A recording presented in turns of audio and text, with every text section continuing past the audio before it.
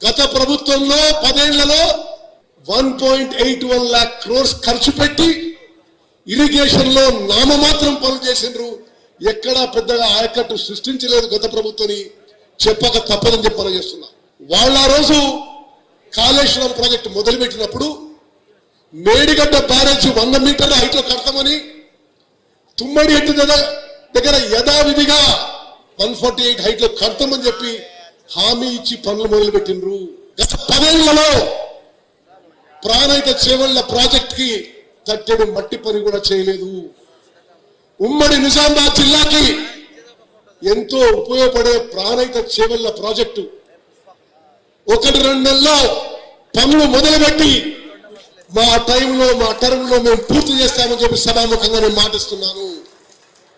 అదేవిధంగా మిత్రులారా, షబ్బీర్ అలీ గారు కోరినట్టుగా